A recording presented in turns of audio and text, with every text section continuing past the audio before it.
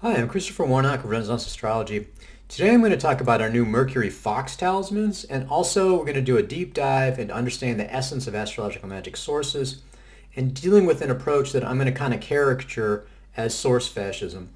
So I want to start out with these amazing Mercury Fox talismans. Really a gorgeous talisman. You can see the fox on there, just absolutely fabulous. These are by Holly Ellis, who is a student of mine and a really talented artist. She did a really beautiful design for these, and it's just so amazing to have these. So these, again, the first time we've had these Mercury Fox talismans, and you can see a better example here of the design of the talisman. This is the consecration image that comes with these. Just absolutely gorgeous image and a really cool talisman. These talismans are for wealth, love, health, and protection. That's what it says right here on the back. See, that's what they were made for. But if you read the talisman description from the Liber Sigillorum, it just kind of goes on and on. It's amazing. I'll read a little of this. It says, "Availeth for all planning and tillings, for discovery of treasure," that's the wealth, "for war, it converteth ill will and enmity to love, for love, availeth in many infirmities, for health. If you wear it, then serpents will fly before your face. Men will be subject to him. He will have power over those he would inflict evil." Gives all the different things. It's good for epilepsy. It's good for asthmatics, melancholics. So again, helps with depression. Let's see. It banishes all vexation of evil spirits. So it's a spiritual protection talisman. It says if he's indolent who wears it, become active. I mean, just goes on and on. It's like kind of amazing. Typically, a talisman like does one or two things. This does like 10 different things. Really cool. So that's a really interesting attribute of it. It's also a very strong talisman. This is a Mercury talisman that was dignified by sign, which is +5, and triplicity +8 for an essential dignity of, +3 for an essential dignity of +8. Very strong. This is a type of talisman. Like I said, it's Mercury. So if you look at your natal chart, I mean, the methodology I use, and there's lots of ways of prescribing birth talismans, but the way I use it, I would say, okay, look at your birth chart. If Mercury in your birth chart is in Virgo, Gemini, you've got a great relationship with Mercury, so this is a good choice.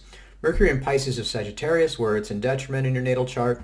Mercury talismans, maybe not the best. It's more of a yellow flag, like caution. What I would say about it is, instead of saying, oh my God, it's going to be a disaster, you recognize that it's just more unpredictable. A lot of people are coming into this and they're already nervous, and they're like saying it's unpredictable. They're like, okay, I don't want to deal with that at all. What I would do, if you really are sort of impelled to Mercury, and Mercury's in Pisces or Sagittarius in your chart, natal chart, then what I would do is do a divination and ultimately follow your intuition. I mean, I've had plenty of people that have used talismans of planets that are afflicted in natal chart and gotten good results. So again, it's not a death sentence by any means.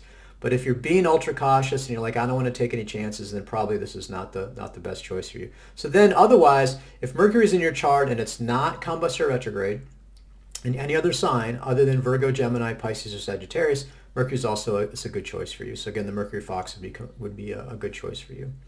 And like any talisman, if you're interested in getting a resonance talisman, you're serious about it, you can email me. The contact information is on the page there, and I can, with your birth date, and I can check it for you. Please don't do this just for idle curiosity, but if in fact you say, I'm ready to buy a talisman, I'm interested in finding which ones might be a good choice for me, I'd be happy to check it out for you. So what this talisman also gives us an opportunity, though, is to have a deeper dive into my methodology of finding the essence of the source and how to work with medieval Renaissance astrology and astrological magic sources.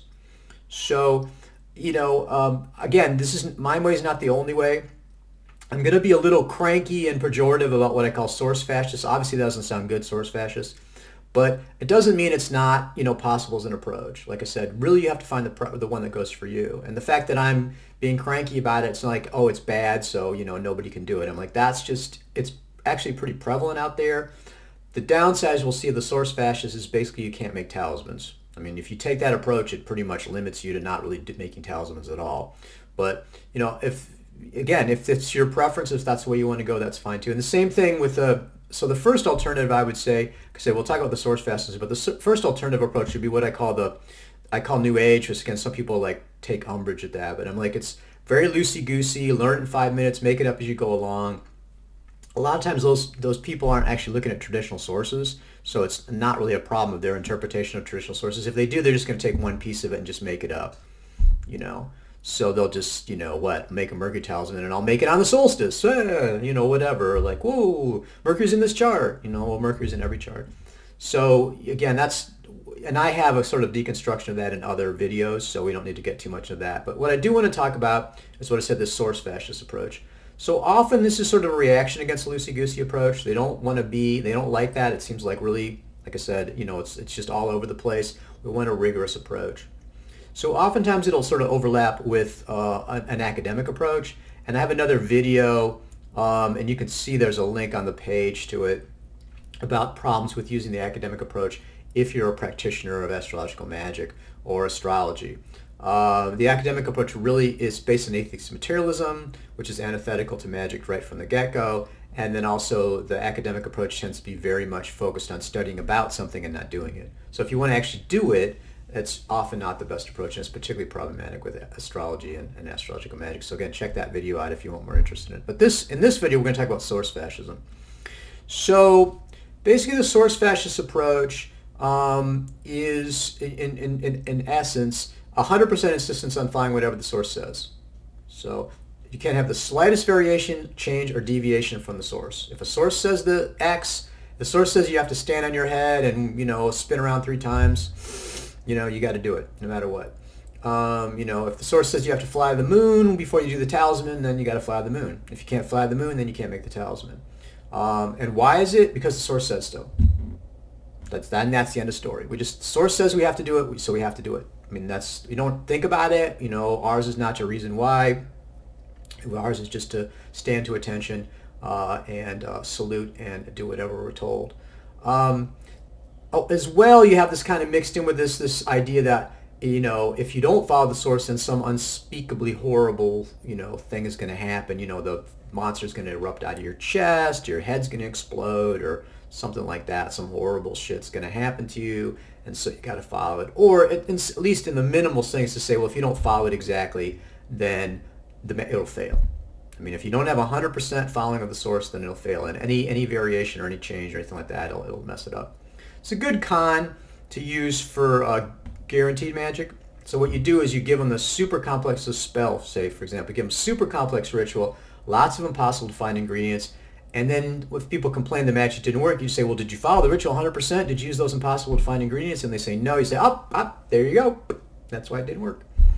So not exactly the best example that I wouldn't want to follow. So if we're going to look at a sort of source fascist example, a very classic one, happens all the time, is the whole idea that, the planetary metals, so that there's a specific listing of planetary metals and you have to use that listing. And if you want to make a planetary talisman, it has to be out of that particular metal. If you don't use that particular metal, then it'll fail 100% or have some horrible consequences. So what you do is you look at the source and you see it says, oh, you have to make mercury talismans out of mercury, which is liquid at room temperature. So that's impossible, so you can't make mercury talismans. So you say, okay, I'll make a sun talisman. Well, it's got to be made out of gold, and gold is $2,000 an ounce, and I don't have all the equipment and a furnace. I can't melt the talisman, so again, it's impossible. I just give up. So basically, you look at the source, it's impossible, you give up. So that's unfortunately what happens with the source fascism, because when you look at the traditional source and you have to do the election, which is hard enough, and the methodology for making the talisman and the materials, you end up in a situation where you just hardly anything you can ever make. Just not possible. So the next problem that you've got with the source fascist approach is, what do you do when you have contradictory sources? Okay, so for example, the standard planetary metals list: Saturn is lead, Jupiter tin, Mars iron, Sun gold, Venus copper, Mercury, and Moon silver. That's the one everybody knows. But that's not the only list. So Agrippa, in 3 Books of Occult Philosophy, Book 2, Chapter 22, says lead, Saturn, silver for Jupiter, specialized Jupiter uses for red coral, Mars has iron for specialized uses, cornelian red brass, Sun gold, Venus silver again, and for some uses brass, Mercury has silver, tin, yellow brass, virgin parchment, and moon silver.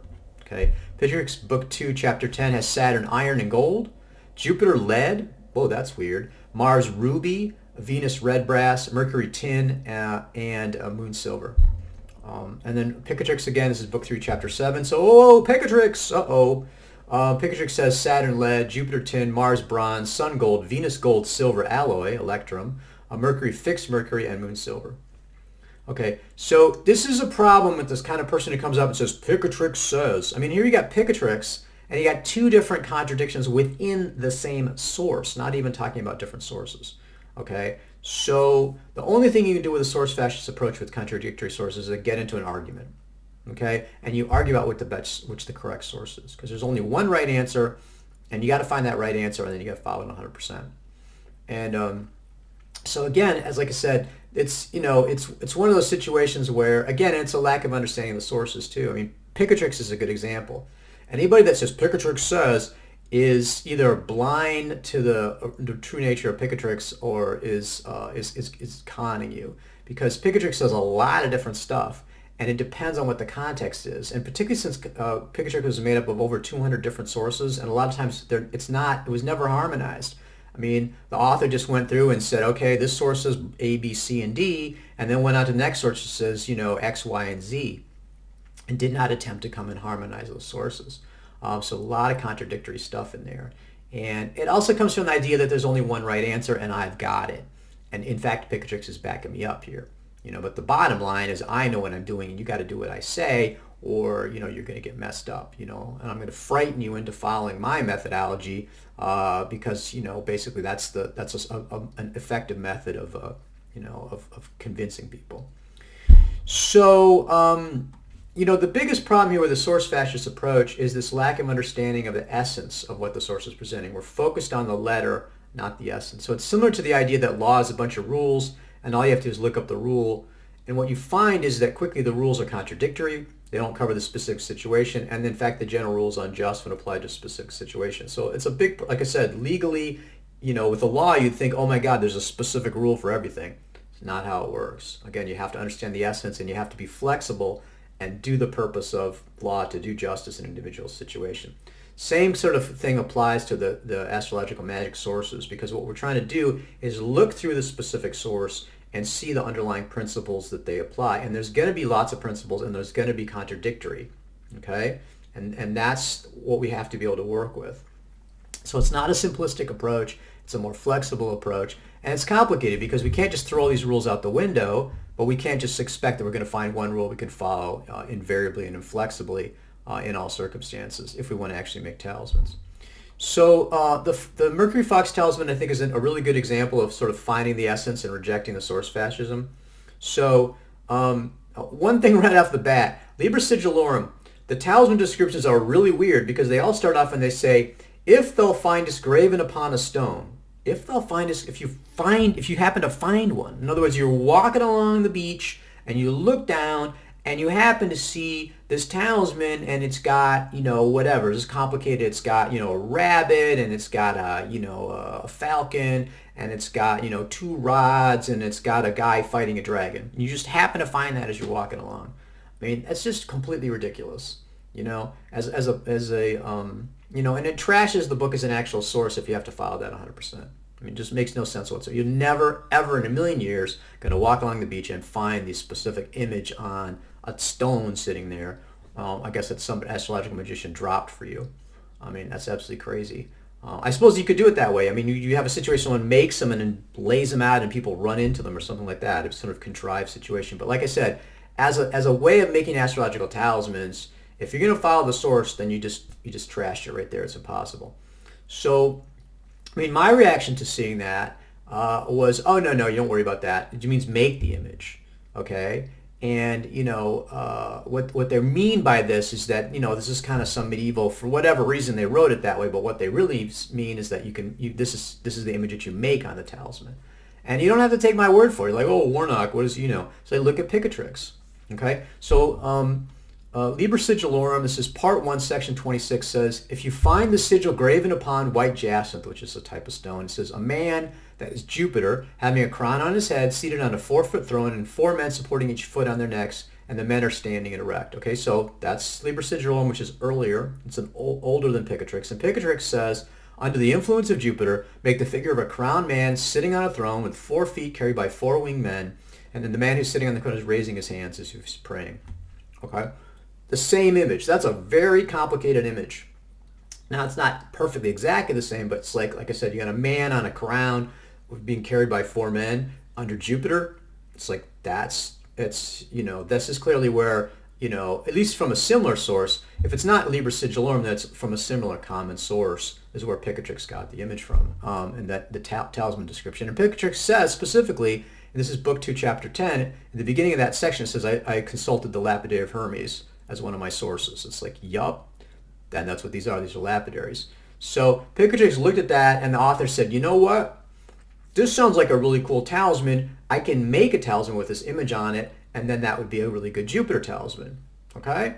And so it's very practical. And he doesn't like following the source exactly, but he's not tossing it out either. He's saying, well, it's how can we use this in a practical way that goes along with the essence of the source? Okay, the next thing Picatrix did, and this is again I had this instinct. I did this with the Solomon Pentacle. So look at the greater key of Solomon. Say, okay, a lot of interesting planetary pentacles, which I took to be just talismans, but they're just like the day of the, or the hour of the planet. I'm like, we should really supercharge these. Let's do it with a, much more supercharged election. Well, Picatrix did the exact same thing. Because again, Liber Sigillorum just says, this is a Jupiter talisman, and just gives the image. Picatrix says, okay, here's how to make it. Make it in the hour of Jupiter, when Jupiter's rising in his exaltation. Okay? It's like, wow, that's 3 pretty strong factors. Planetary hour of Jupiter, Jupiter rising, and then Jupiter highly dignified. It's like, that's really supercharging that. It's making a very powerful Jupiter talisman. And it's also possible. It's not like 50 things that you have to find. But it's 3 factors that are really some of the most important factors as far as I'm concerned. And this book 10, chapter 10, is sort of my template for how I do planetary talismans. You can just see what's going on here. The Picatrix author is looking at the lapidary and saying, wow, here's a lot of really interesting planetary images. They're clearly associated with the planet, right? And therefore, how can we take these and actually make a talisman out of them, but then supercharge it with an even more powerful astrological election? And so you can see that this is indeed following within the tradition. We're not tossing it out. We're not bringing a bunch of other stuff into it, but we're working with it in a flexible way and getting the essence of it, and not worrying about, you're supposed to find the image with that on. I'm like, that's impossible. And what does that have to do with it anyway? I mean, what difference does it make whether you make it or find it, as long as it has the power of Jupiter in it? And so, and I've got, in our translation of Celestial Gems and Sigils, and you can see a link to that. I have in the back of it this Grimoire, Warnock's Grimoire, the 7 planets, and I did exactly what Picatrix did. I went through the whole Liber Sigillorum, and I picked out, try to do at least one, but definitely try to do 2 different talismans for every planet, coming from the Liber Sigillorum, using the same planetary attribution, and using the image that they provide, and then the effects that they say, but then just supercharging that election and making it a doable, but also a powerful election, and really upping the astrological, let's say charge, but the astrological power, the occult virtue really is how I probably would express it, or making it more attractive to the planetary spirit that rules it. It's another way of thinking about how you're doing it. Another example that being flexible with the source is what we typically do is, because we're making talismans, we're having to stamp or cast these talismans. I mean, you can see these are not huge, and you're having to make them out of metal. There's a real limit to how much detail you can get into these, okay? Because of the process that we're using, the materials we're working in, we have a practical limitation in terms of how much detail. So typically what I'm going to do is to use part of the image in the image description in the talisman. So this one's is very complicated for Mercury Fox. It's got a man with a beard and thus and such, and long face, and a plow, and bulls, and a vulture, and a fox. And I said, this is way too complicated. We're going to do a fox. Okay. It also seemed to me to fit the underlying purpose the best. I mean, if you think about occult virtue, the fox has all these really great qualities. We're going to follow the fox qualities with Mercury. Fox does seem to be very mercurial, very wise, clever, beautiful, they're a little sneaky, all that sort of stuff. They're very strong, healthy, they reproduce like crazy, all this sort of stuff. So I felt like that was the best way to use it. And again, it's doable. If you insisted on having every single thing in there, you'd just have to give up. You wouldn't be able to make the talisman. So again, the source fascist approach it's basically, it's a great approach to take if you never make talismans, or you make them for yourself, once every 25 years. You can do that approach if you want. But if you're out there making talismans, and you want to make talismans that are accessible to people, that people can actually have and use, then you have to be a little more flexible. And the flexibility, though, can't be such that it throws out the essence of the source. So you really need to be able to learn how to understand the essence of the source. And then again, one way to do that is, like I've just mentioned, occult virtue, is to have a better understanding of the causality. If you're coming in and you're using this sort of atheistic materialistic views, unconscious views, and your assumption is that there's some kind of energy and beams and stuff, then that's not what the original source was operating under. It wasn't coming from an atheistic materialist perspective. And so that's kind of distorting the source. But also you're going to have a distorted view of the causality, and that's going to distort your view of the source, and then it's going to distort your idea of what's necessary for the talisman. Like I said, the specific materials, the assumption is because matter is the true thing, matter is the ultimate thing, that's what everything's based on, is matter and energy, and there's nothing but matter and energy, that the material of the talisman is the most important thing. And that makes sense to modern people. It's like, the magic is in the material. It's not the traditional approach. And the traditional approach is the spiritual is more important, and that the image, like I said, that's why the image of the talisman is important, because the image is containing that occult virtue, as well as the timing, etc., etc. So you can check out some of my other videos about occult virtue, and see how that comes into play. So like I said, again, I'm being cranky about source fashion. Sounds bad. I'm being cranky and everything like that, but again, perfectly, viable approach that a lot of people take. You just got to recognize the downside of it, like I said, and there's some advantages and disadvantages of it. But ultimately, what I would say about it is that their view tends to be that's the only way and it's impossible to do anything else. And I'm saying, no, there actually are some alternatives to it, like I said. And if you want to take the New Age, more intuitive approach, that's fine too. Just got to recognize the upside and downside of these. But what I'm trying to do is provide a methodology here that to me does stay within the tradition. At the same time, it's flexible, allows you to have lots of different manifestations of it. If you're artistic, if you have certain materials available to you, or you want to go in a certain way, you can do that, stay within the tradition, and still make talismans. And that's ultimately what I want to be able to do. I want to be able to make talismans. I want to make sure this is available to as many people as possible. I don't want to have something that only a few people can have because it's so complicated or it's impossible to make that you can't even access it. And yeah, maybe it would be perfect or be a zillion times better, but the talismans that you make, like I said, with the trade-offs there, can still be powerful, still be effective, and still give people a really useful entree into this whole spiritual realm. So I think that's really valuable, and I think that what we want to do is to find that middle path between the make it all up and the overly rigid, overly literal approach, and find that ability to preserve the essence, harmonize the variations, and ultimately to actually create talismans. I mean, I think that's the bottom line, is to actually be able to create powerful talismans that give you that ability to connect to these incredible, angelic powers and celestial spirits. So good. So check out the new bronze Mercury Fox talismans. You can see the link to those. If you're looking at this video too long after the Christmas of 2023, they may be sold out, because all Renaissance Astrology talismans eventually sold out. But you can also see all the other talismans we have available. And then it's like I said, good to check out the talismans, and good to understand the approach that I'm taking, and ultimately to recognize that there's many possible approaches. Like I said, I'm not saying this is the only way to fly. I'll just say that this method is a valid method among many other possibilities. So hope you enjoy that. And like I said, check out the Mercury talismans and all our other talismans that we have available at Renaissance Astrology.